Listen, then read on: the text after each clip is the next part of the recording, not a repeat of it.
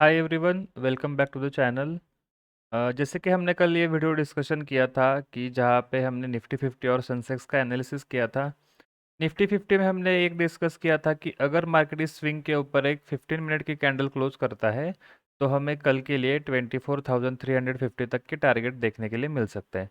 Market में exactly वैसे ही हुआ। मार्केट आज थोड़ा सा गैप अप ओपन होते हुए हमें दिखाई दिया। गैप अप ओपन होने के बाद मार्केट में एक रिट्रेसमेंट आया। जैसे ही डे हाई यहाँ पे ब्रेक होता है, मार्केट में इस जोन के ऊपर भी एक क्लोजिंग मिल जाती है और हमें अच्छा खासा यहाँ पे एक टारगेट देखने के लिए मिलता है। ठीक है, तो इस तरीके से हमने एक सिंपल ट्रेड प्लान किया था। मार्केट में आज इस तरीके से सिंपल सा हमें एक ट्रेड प्लान वर्कआउट होते हुए देखने के लिए मिला है। सेंसेक्स की अगर हम बात करते हैं तो सेंसेक्स में भी सेम गैप अप ओपनिंग देखने के लिए मिलता है। गैप अप ओपन होने के बाद इस स्विंग के ऊपर अगेन एक क्लोजिंग देखने के लिए मिल जाती है और सिंपल मार्केट यहाँ से एक सिंगल वन डायरेक्शनल में ट्रेड करते हुए हमें यहाँ पे दिखाई देता है। ठीक है, तो ये कल का प्लान अच्छे के तरीके से हमने एग्जीक्यूट किया आज के दिन। तो अभी कल के लिए हम किस तरीके से यहाँ पे ट्रेड को प्लान कर सकते हैं, क्या हमारी प्लानिंग होनी चाहिए, तो चलिए स्टार्ट करते हैं। कल सेंसेक्स की एक्सपायरी भी है तो थोड़ा सा हमें अच्छा खासा यहाँ पे मोमेंटम देखने के लिए मिल सकता है। ओके, तो जैसे कि हम सबसे पहले डेली टाइम फ्रेम पे चलते हैं। डेली टाइम फ्रेम पे जाने के बाद हमें यहाँ पे क्या देखने के लिए मिल जाता है। ठीक है, तो अगर हम थोड़े से मार्केट साइकोलॉजी के बारे में बात करते हैं तो देखिए मार्केट में क्या हो रहा है। कंटिन्यू गैप अप ओपन होने के बाद मार्केट कंटिन्यूस ग्रीन कैंडल हमें यहाँ पे बनाते हुए दिखाई दे रहा है। तो अभी लास्ट का जो ये जो गैप था, मार्केट में एक गैप फिलिंग कैंडल यहाँ पे देखने के लिए मिल जाती है और उसके बाद आज के दिन क्या होता है, एक गैप अप होने के बाद मार्केट में एक फिर से अप मूव डायरेक्शनल मूवमेंट हमें देखने के लिए यहाँ पे मिल रहा है। ठीक है, तो अभी निफ्टी में हम किस तरीके से प्लान कर सकते हैं, तो देखिए यहाँ पे हमें देखने के लिए क्या मिल रहा है। अगर ये कल का मतलब जो स्विंग रिसेंट स्विंग है, अगर हम इसकी वैल्यू अच्छी तरीके से देखते हैं तो इसकी वैल्यू लगभग है 24,370। ओके, अगर ये इसके ऊपर निकलता है तो आने वाले टाइम में मार्केट क्या कर सकता है, ये जो 24,800 का जो स्विंग यहाँ पे हमें देखने के लिए मिल रहा है, मार्केट क्या कर सकता है, यहाँ से इस तरफ ये फिर से एक बार जा सकता है। ठीक है, तो आने वाले टाइम में हमें क्या इंपॉर्टेंट रहेगा, आने वाले टाइम में मार्केट में ये जो स्विंग है यहाँ पे ये इंपॉर्टेंट रहेगा। ठीक है, तो अभी इंट्राडे में क्या कर सकते हैं हम, इंट्राडे में 400 पॉइंट्स का मूवमेंटम आना थोड़ा सा मुश्किल है क्योंकि यहाँ पे बीच में क्या है 24,500 एक राउंड नंबर भी देखने के लिए मिल जाता है। 24,500 है, उसके बाद ये जो स्विंग्स है ये लगभग 25,500 के रेंज के आसपास ही है। तो मार्केट में यहाँ पे क्या हो सकता है, एक रेजिस्टेंस एक यहाँ पे देखने के लिए मिल सकता है। ठीक है, तो डेली टाइम फ्रेम पे हमें क्या पता चल रहा है कि मार्केट एक एक्सट्रीम बुलिश रन में है। ओके, अगर ये जो कंसोलिडेशन का रेंज है मार्केट यहाँ से ब्रेकआउट कर देता है तो आने वाले टाइम में हमें 24,800 तक का मोमेंटम यहाँ पे देखने के लिए मिल सकता है। ठीक है, तो अभी हम सीधा क्या करते हैं, सीधा 5 मिनट टाइम फ्रेम पे चलते हैं और यहाँ पे जाके देखते हैं कि मार्केट में किस तरीके से यहाँ पे मोमेंटम देखने के लिए मिल जाता है। ओके, तो प्रीवियसली क्या हुआ, एक इम्पल्स आई, उसका करेक्शन भी आया था, लेकिन फिर से मार्केट में एक पूरा नया इम्पल्स यहाँ पे क्रिएट होता हुआ हमें यहाँ पे दिखाई दे रहा है। तो यहाँ पे आप देख सकते हो कि आपको यहाँ पे एक डब्ल्यू पैटर्न भी देखने के लिए मिल रहा होगा। ओके, मतलब अगर ये स्विंग कट जाता है कल के दिन, ओके, तो हमें एक अच्छा खासा 24,500 तक एक सिंगल डायरेक्शनल मूवमेंट देखने के लिए मिल सकता है।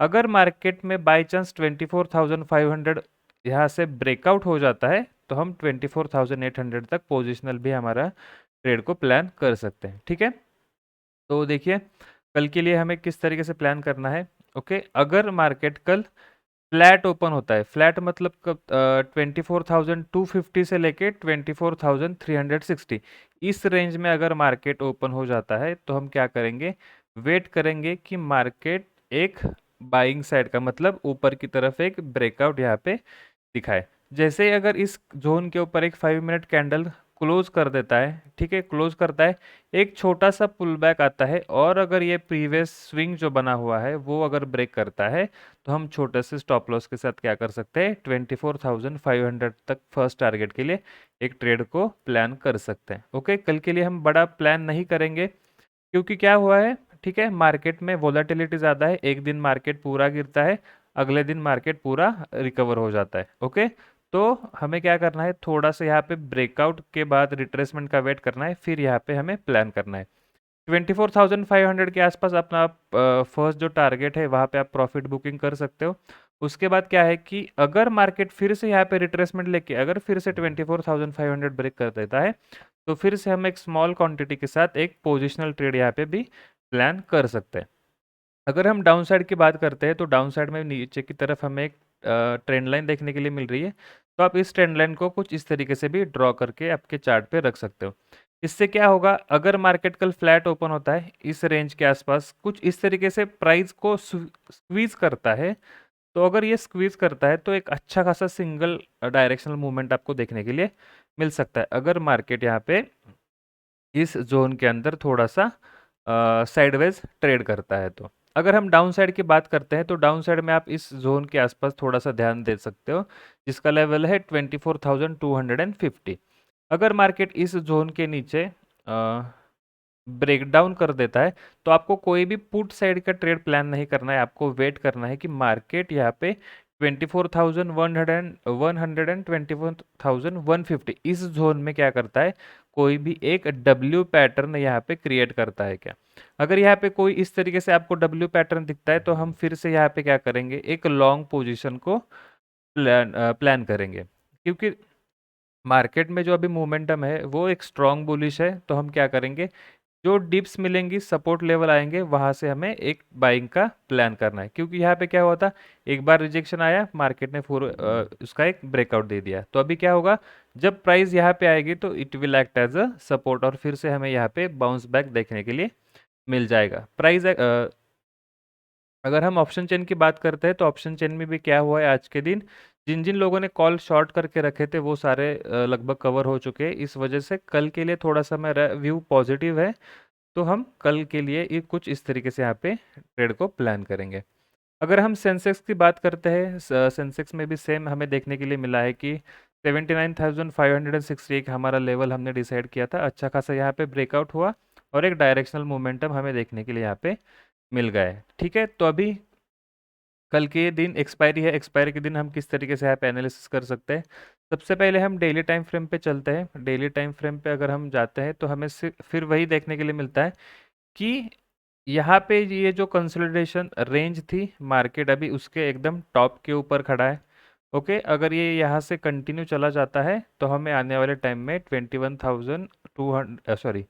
81,200 तक के भी टारगेट यहाँ पे देखने के लिए मिल सकता है। कल इसकी एक्सपायरी है, अगर यहाँ पे शॉर्ट स्क्वीज हो जाते हैं तो मार्केट में एक अच्छा खासा मोमेंटम हमें इस ट्रेड में देखने के लिए मिल सकता है। ओके, तो अभी हम चलते हैं सीधा 5 मिनट पे। 5 मिनट में जाके हम थोड़ा सा यहाँ पे डिटेल एनालिसिस कर देते हैं। ठीक है, अगर हम 5 मिनट की बात करते हैं तो हमें देखने के लिए मिल रहा है कि अभी यहाँ पे एक कल के दिन जो प्रीवियस हाई बना था उसके ऊपर हमें क्लोजिंग देखने के लिए मिल रही है। ठीक है, तो अभी हम क्या करते हैं, ये जो वाला जो रेजिस्टेंस है कुछ इस तरीके से यहाँ पे थोड़ा सा ऊपर की तरफ हम शिफ्ट कर देते हैं। ओके, तो अभी कल के लिए हमारे पास क्या है, 80,350 एक यहाँ पे हमारा रेजिस्टेंस का काम करेगा। अगर मार्केट 80,350 के ऊपर ब्रेकआउट कर देता है तो हम सीधा यहाँ पे 80,800 तक के भी टारगेट को प्लान कर सकते हैं। ओके, अभी ये टारगेट हमने किस तरीके से यहाँ पे निकाले, देखो अभी हम सिंपल सा फिबोनाची का यूज करेंगे। फिबोनाची में क्या करना है, जो प्रीवियस स्विंग है ओके उसे सिर्फ कनेक्ट कर देना है और उसके बाद हमें देखने के लिए मिल सकता है कि यहाँ पे अगर हम डे हाई का मतलब जो प्रीवियस स्विंग है उसका अगर ब्रेकआउट हो जाता है तो हमें यहाँ पे 1.618 लेवल के टारगेट भी हमें यहाँ पे देखने के लिए मिल जाते हैं। लेकिन वो कितने हैं, लगभग 81,074, मतलब आपको 81,000 के आसपास के भी टारगेट यहाँ पे देखने के लिए मिल जाते हैं। लेकिन हम इतने बड़े ट्रेड के लिए नहीं जाएंगे, हम 80,800 के आसपास ही हमारा टारगेट बुक कर देंगे, क्योंकि अगर हम डेली टाइम फ्रेम पे जाते हैं तो यहाँ पे देख सकते हो 80,800 के आसपास मार्केट में क्या हुआ है, बहुत बार यहाँ पे सपोर्ट लिया है। करेक्ट, मार्केट में यहाँ पे क्या हुआ है, लगभग 1 2 3 4 5 बार यहाँ पे सपोर्ट लिया है मार्केट ने, जब मार्केट यहाँ से क्या करना चाहता था, एक फॉल करना चाहता था।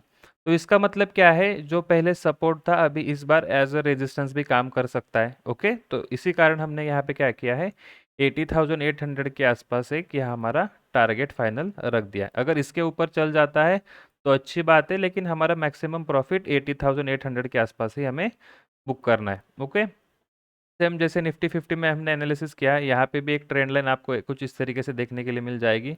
ओके, यहाँ पे कोई भी मेरा अभी तक डाउन साइड का प्लान नहीं है, जब तक ये रेंज मतलब 79,400 जब तक ये जोन मार्केट में टिका हुआ है, तब तक मेरा बाइंग ऑन डिप्स यही ट्रेडिंग स्टाइल रहेगा। ओके, अगर ये ब्रेक हो जाता है जोन, तो इसके बाद ही हम क्या करेंगे, एक सेलिंग का प्लान करेंगे फिर से। अगर ये जोन ब्रेक डाउन हो जाता है तो हमें 78,600 तक के भी टारगेट यहाँ पे देखने के लिए मिल जाएंगे। ओके, तो फ्लैट ओपनिंग होती है तो फिर जैसे हमने निफ्टी में प्लान किया है वैसे ही हम यहाँ पे देखेंगे।